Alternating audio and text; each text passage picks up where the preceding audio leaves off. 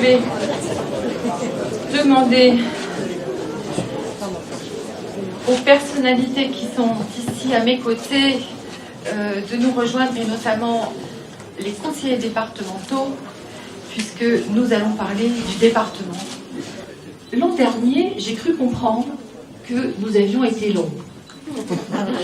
Et donc, j'ai décidé cette année que nous allions être moins longs. Bon, donc je ne citerai pas tous les présidents d'associations ni toutes les personnalités, mais je veux dire à mes invités qui sont ici avec moi que sont ici représentés un très grand nombre d'associations. Ces associations qui sont celles qui font vivre la ville de Vence, qui font vivre une partie aussi de ce canton, parce qu'il y a beaucoup d'associations qui sont venues du canton, et qui nous permettent aussi de mener l'action publique. Car sans le monde associatif, il n'y a pas d'action publique qui tienne. Donc vraiment, je veux les saluer, qu'elles soient culturelles, qu'elles soient sportives, que vous soyez les représentants des chasseurs, que vous soyez les représentants des assistantes maternelles, de tous les domaines de la vie quotidienne. Vous êtes là, vous êtes présents. Et véritablement, pour moi et pour nous, je crois pouvoir le dire, c'est un plaisir et aussi et surtout, je crois, un honneur. Merci vraiment à vous.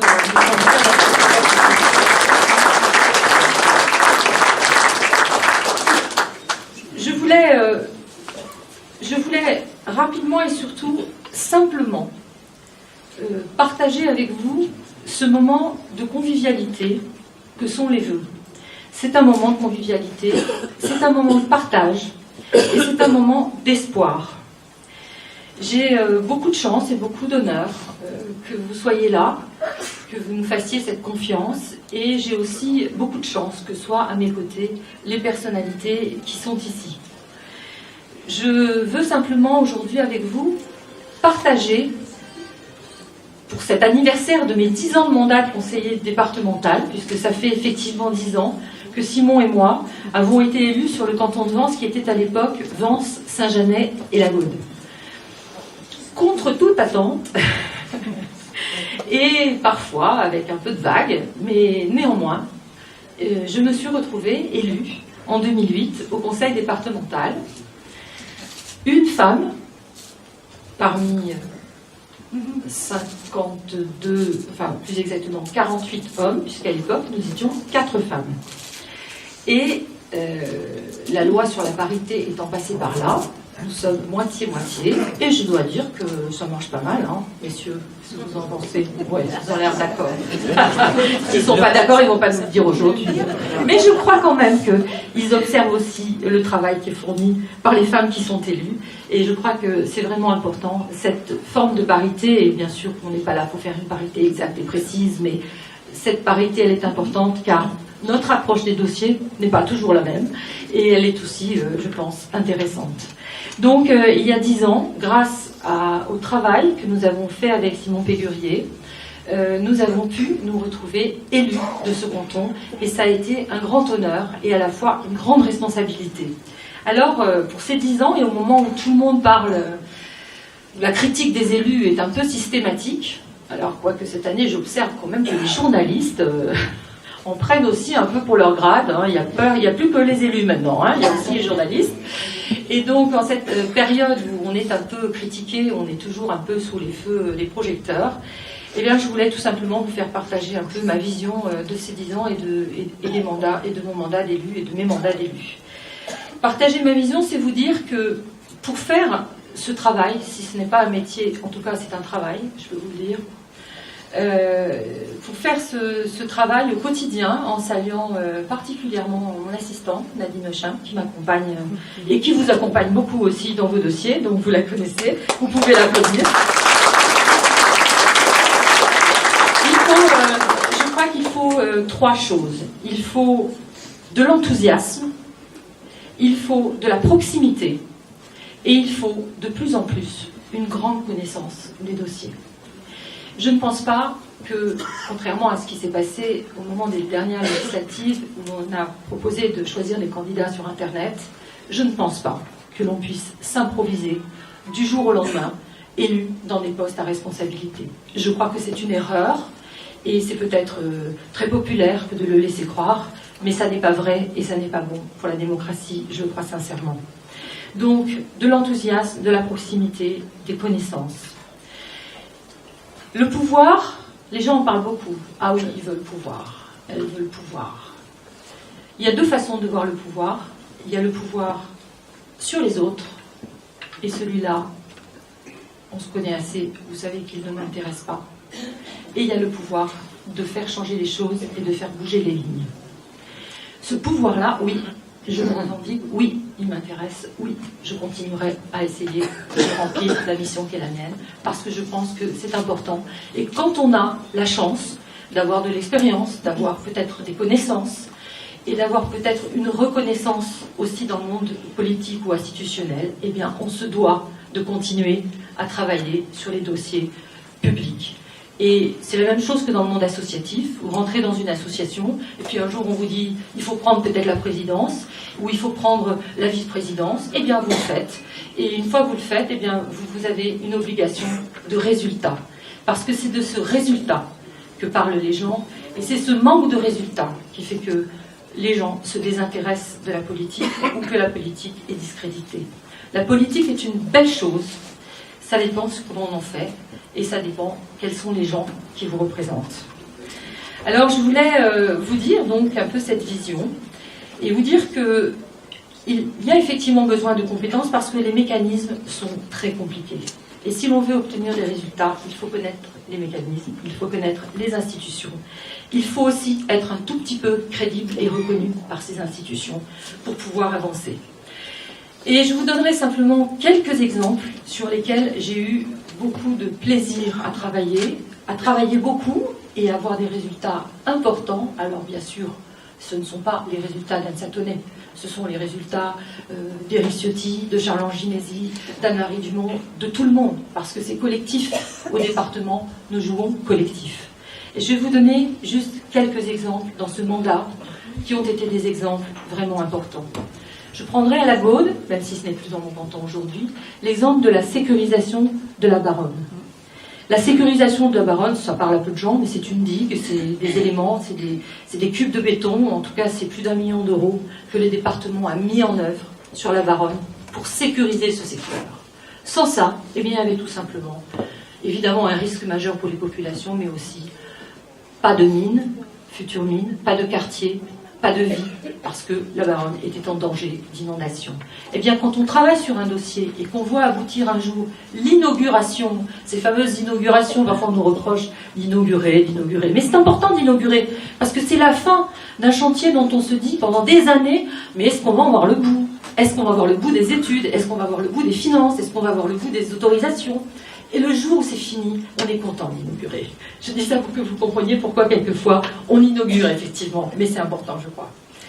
Je prends cet exemple-là, mais je prends aussi plus récemment, en saluant la directrice de l'hôpital de Puget-Théniers, qui est ici présente, Hélène Colombier. Hélène Colombier a pris il y a 1 an et demi, je crois, la direction de l'hôpital de Puget-Théniers. Un hôpital rural, un hôpital de campagne, un hôpital qui était moribond, je crois pouvoir le dire. Hein. On a eu vraiment du souci avec cet hôpital.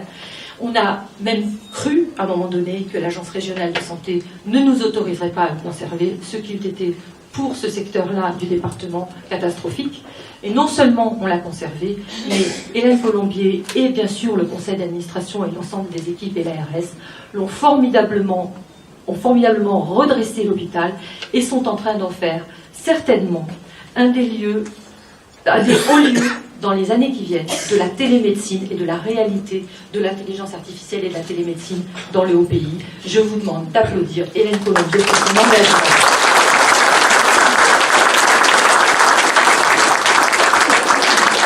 Un dossier qui me tenait à cœur parce qu'il était un peu dans les oubliettes et que quand j'ai été voir Éric Ciotti en lui disant je voudrais qu'on sorte ce dossier parce qu'il est important pour Saint-Jamais, c'est le plateau sportif.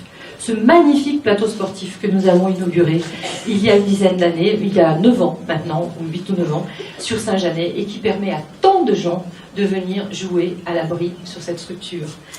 Je vous donnerai un autre exemple, c'est celui de l'école Freinet. Vous le savez, l'école Freinet est une école, non seulement une école, c'est une école qui appartient au département. Elle est magnifique, elle est historique, elle fait partie des monuments historiques. Et cette école Freinet qui est remarquablement dirigée, je veux le dire aussi. Eh bien, cette école Freinet, elle appartient au département et à un moment donné, pour des raisons d'héritage, de discussion, la famille Freinet voulait un petit peu la soustraire, en tout cas soustraire une partie du terrain. Eh bien, nous nous sommes mobilisés avec le président, avec à l'époque le premier vice-président du département, c'était Charles Ginesi, pour pouvoir mettre de l'argent, racheter les terrains, régler le problème juridique et conserver l'école Freinet. Ça va sans dire aujourd'hui que l'école Freinet avance, mais c'est une volonté politique. Et je veux aussi vous faire partager ma joie d'avoir pu, à travers la volonté politique de l'équipe départementale, arriver à réussir à conserver cette école. Voilà. Un autre sujet qui vous tient tous à cœur, c'est l'alimentation dans nos collèges. Eh bien, nous avons mis en place, il y a plusieurs années déjà, et particulièrement sur les collèges, avec les collèges de Vence et Saint-Valais, le 06 à table, qui fait que nos élèves, nos collégiens, peuvent acheter, les responsables des collèges peuvent acheter sur une plateforme les produits qui sont fabriqués localement, des produits qui ne sont pas tous bio, mais en tout cas qui sont en circuit court, qui sont de l'agriculture raisonnée, qui sont de très bons produits, et notamment aujourd'hui, ce n'est plus 3 ou 6 collèges qui sont en expérimentation, mais je crois, Président, une trentaine ou 40 collèges qui sont dans ce cas-là. Alors voilà, l'action du département, elle est majeure. Elle est auprès des tout-petits, depuis la PMI, depuis les grossesses à risque qui sont surveillées par nos sages-femmes ou nos puéricultrices ensuite dans le moyen et le haut pays. Elle est sur les enfants handicapés, et vous le savez peut-être, beaucoup d'entre vous le savent, Charles Ginesi m'a confié la très belle tâche de la vice-présidence handicap dans ce département où 10% de la population est inscrite à la MDPH. Je pense que tout le monde ne connaît pas ces chiffres, ce sont des chiffres importants, ça touche énormément de familles, et je pense que c'est essentiel aussi. C'est une des politiques majeures et très importantes du département. Alors, le département, c'est aussi évidemment toute la politique des personnes âgées, tout le social, mais c'est aussi le RSA, c'est aussi la protection de l'enfance et des mineurs étrangers. Et je vous demande personnellement de ne pas tomber toujours dans le panneau des caricatures. Nous avons un département avec une politique d'accueil des enfants et des enfants mineurs étrangers qui est très digne et qui est remarquable. Je veux saluer les équipes du département qui travaillent à ce que nos mineurs étrangers qui arrivent en France, qu'on les choisit ou non, cette arrivée en France, nous les accueillons et nous les entourons de manière remarquable. Et ça, c'est le résultat de la volonté, sans différence, de la volonté de 2 hommes, le président actuel du département, Charles Ginesi, et le passe-président, comme on dit au Lyon-sous-Rotary, Éric Ciotti. Et je suis fatiguée des caricatures que je peux entendre à la télévision, parfois à la radio, ou chez certaines personnes, parce qu'on peut être contre l'idée que, effectivement, tout le monde arrive sur le territoire français ou européen, parce que, bien entendu, nous ne sommes pas en mesure d'accueillir tout le monde, et on peut aussi avoir le sens des responsabilités, et quand les enfants arrivent, très bien les accueillir et très bien s'en occuper. Et je voudrais que beaucoup de départements, à l'instar des Alpes-Maritimes, s'occupent aussi bien lorsque l'on a des flux migratoires aussi importants, en ayant une parole aussi particulière pour Auguste Desrola, qui est le vice-président en charge de l'enfance et qui gère formidablement tous ces dossiers avec nous. Je voulais aussi que ce soit dit. Bravo. Bravo.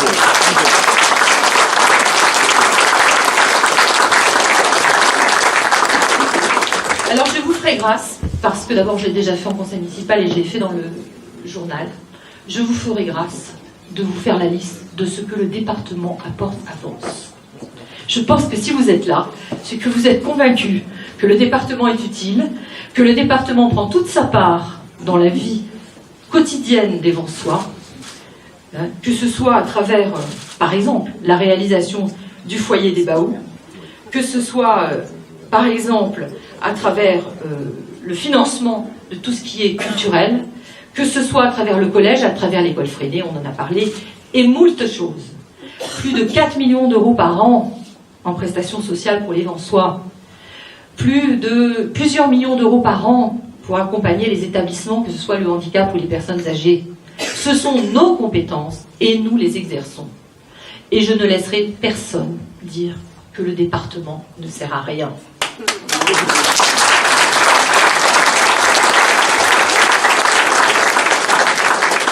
Alors l'action publique, elle implique la confiance.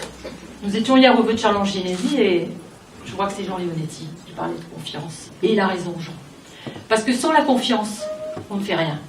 La confiance dans les équipes, la confiance entre élus, la confiance avec vous, la confiance que vous nous accordez et la confiance que nous accordons à votre parole quand vous venez nous demander quelque chose. La confiance, c'est la base du contrat que j'ai signé quand j'ai été élu il y a 10 ans. Et je pense que cette confiance, vous continuez de me la témoigner et je veux vous en remercier aujourd'hui.